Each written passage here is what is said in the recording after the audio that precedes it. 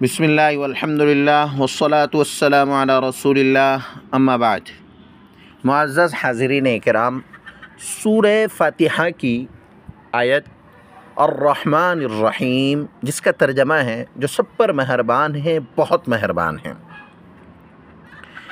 سورہ فاتحہ کی اس دوسری آیت میں صفت رحمت کا ذکر بلفظ صفت رحمان الرحیم کیا گیا۔ معزز حاضرین، یہ دونوں صیغے مبالغے کے ہیں جن میں رحمت خداوندی کی وسعت و کثرت اور کمال کا بیان ہے۔ اللہ تعالیٰ نے اس صفت کے ذکر کرنے میں شاید اس طرف اشارہ فرمایا ہے کہ تمام کائنات و مخلوقات کی تربیت و پرورش کی ذمہ داری حق تعالیٰ نے اپنے ذمے جو لے رکھی ہے، وہ کسی اپنی ضرورت یا دباؤ اور مجبوری سے نہیں، بلکہ یہ سب کچھ اس کی صفت رحمت کا تقاضا ہے۔ اگر پوری کائنات نہ ہو تو اس کا کچھ نقصان نہیں، اور ہو جائے تو اس پر کچھ بار نہیں۔ معزز سامعین اکرام، رب اللہ کا ایک نام رحمان بھی ہے، اور یہ نام کسی دوسرے کے لیے استعمال کرنا جائز نہیں۔ ہاں، اللہ کی جو ایک صفت ہے رحیم، اللہ تعالیٰ کے علاوہ اس کی مخلوق کے لیے بھی اس کا استعمال ہو سکتا ہے، کما قال تبارک و تعالی فی شان نبیہ علیہ الصلاۃ والسلام بالمؤمنین رؤوف الرحیم۔ اللہ تعالیٰ کی اس رحمت عامہ کا برابر مظاہرہ ہوتا رہتا ہے، وہ ساری مخلوق پر رحم فرماتا ہے، سب کا وجود اور بقا، آرام اور سکون سب اسی کی رحمت سے ہیں۔ اور جیسے ہم سن رہے ہیں الرحمن الرحیم، تو یہ الرحمن اور الرحیم اللہ تعالیٰ کے صفاتی ناموں میں سے دو نام ہیں۔ ان دونوں کا مادہ رحمت ہے، لیکن یہ رحمت کے دو مختلف پہلوؤں کو نمایاں کرتے ہیں۔ معزز سامعین اکرام، تمام تعریفیں اللہ تعالیٰ کے لیے ہیں جو تمام جہانوں کا پرورش کنندہ ہے، نیز الرحمن الرحیم وہ بے حد مہربان اور نہایت رحم کرنے والا ہے۔ یہاں پر رحمان اور رحیم دو صفات کا ذکر کیا گیا ہے، اور دونوں مبالغے کے صیغے ہیں، یعنی ان میں کثرت معنی پایا جاتا ہے۔ البتہ لفظ رحمان میں عمومیت پائی جاتی ہے۔ امام بیضاوی اور بعض دوسرے مفسرین فرماتے ہیں کہ رحمان کو رحمان الدنیا کہا جاتا ہے، کیونکہ اس جہان میں اللہ تعالیٰ کی عمومی رحمت ہر کس و ناکس کے لیے ہے، اور اس میں مومن اور کافر کا کوئی امتیاز نہیں ہے۔ اس دنیا میں اللہ تعالیٰ کی تمام نعمتیں بلا تخصیص ہر ایک کو میسر ہے، یہ اس کی صفت رحمانیت کا ظہور ہے۔ تاہم جہاں تک صفت رحمیت کا تعلق ہے، یہ اپنی تمام تر اضافیت کے باوجود اہل ایمان کے لیے مخصوص ہے، اس لیے اس کو رحم الآخرہ کہا گیا ہے، یعنی رحمان الدنیا دنیا کے اعتبار سے رحمان، اور رحم الآخرہ یعنی آخرت کے اعتبار سے رحم الآخرہ۔ اللہ تعالیٰ کی اس صفت کا ظہور اس کے خاص بندوں پر ہوگا جو اس دنیا میں ایمان لائے، اس کی وحدانیت کو تسلیم کیا، اس کے احکام کے مطابق زندگی بسر کی، اور آخرت میں ایسے لوگوں پر بے حد اور بے شمار انعامات ہوں گے۔ اللہ تعالیٰ ان کو نجات دے گا، بلند مقام پر پہنچائے گا، اور بہرحال رحمان اور رحیم دونوں ہی اللہ تعالیٰ کی صفات ہیں۔ معزز سامعین اکرام، خدا تعالیٰ اپنے بندوں پر ماں سے بھی زیادہ مہربان ہیں۔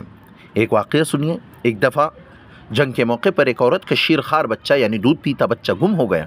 بیچاری ماں بچے کی جدائی میں نیم پاگل ہو گئی، دیوانہ وار ادھر ادھر دوڑنے لگی، اور جو بھی شیرخوار بچہ ملتا اس کو اپنا بچہ سمجھ کر سینے سے لگاتی۔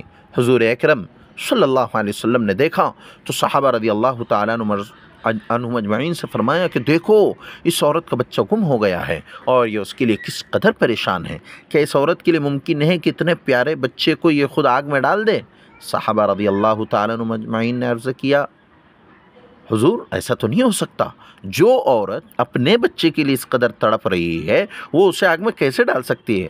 حضور صلی اللہ علیہ وسلم نے فرمایا، یاد رکھو خدا تعالیٰ اپنے بندوں پر اس ماں سے بھی زیادہ مہربان ہیں، پھر یہ کیسے ممکن ہے کہ وہ خود ہی انہیں جہنم میں ڈال دے؟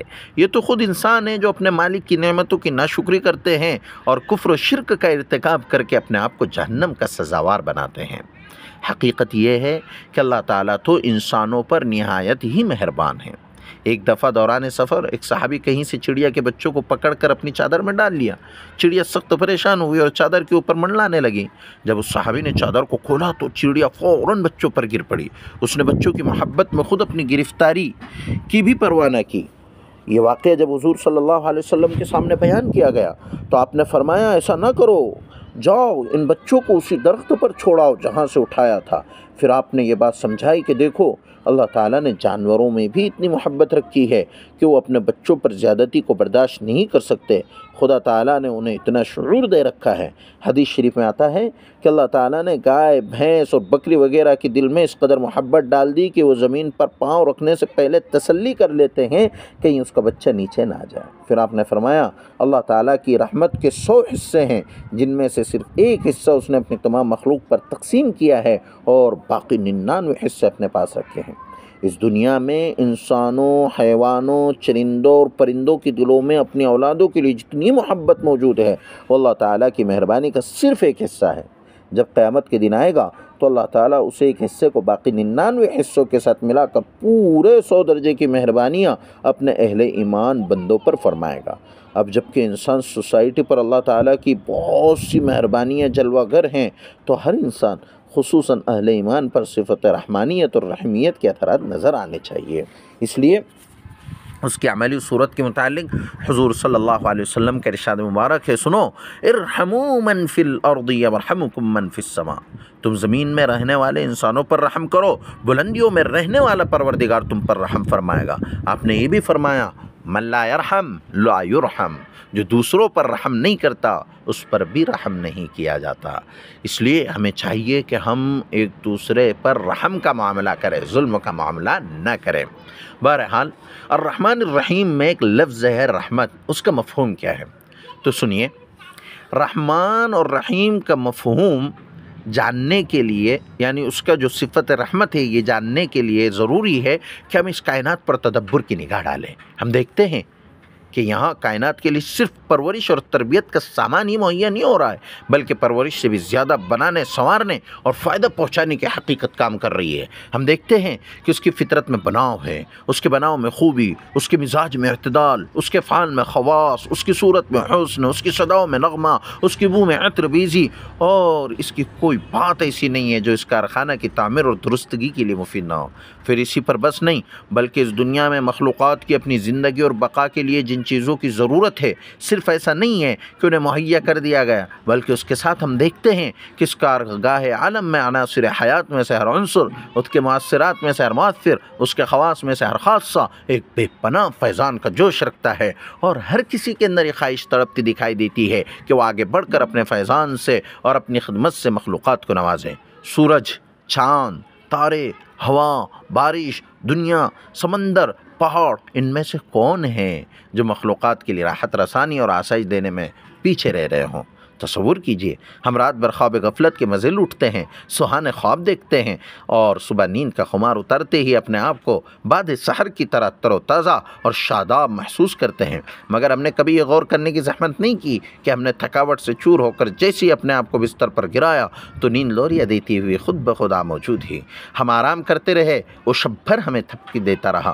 ہم نے اگر گرانی محسوس کی تو نہ جانے وہ کون فرشتہ پہنچا جس نے وقفے وقفے سے ہمیں دنیا بھر کی سیر کرائی، ہمیں اس طرح مسرور و مخمور رکھا کہ ہمیں رات گزرنے کا احساس ہی نہیں ہونے دیا۔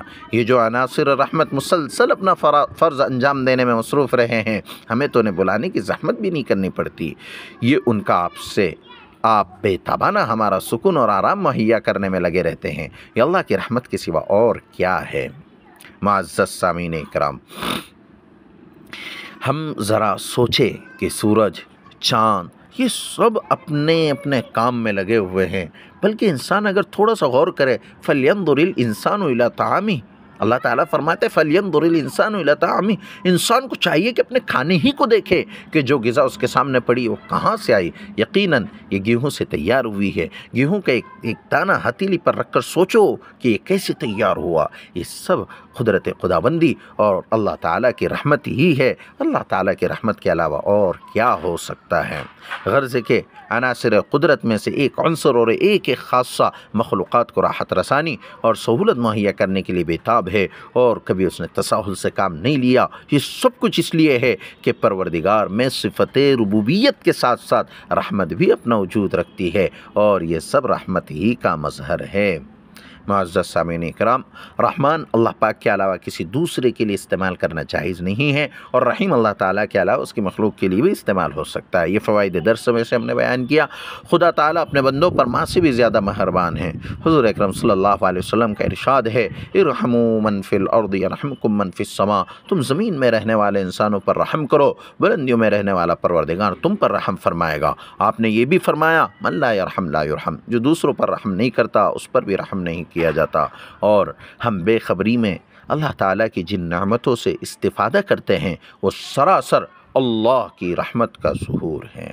اللہ تعالیٰ ہمیں اپنے رحمت میں رکھے، اور دنیا میں ہم جتنی رحمتوں سے اللہ تعالیٰ کے فائدہ اٹھا رہے ہیں، اللہ تعالیٰ اس پر ہمیں شکر بجا لانے کی توفیق عطا فرمائے۔ وآخر دعوانا ان الحمد للہ رب العالمین۔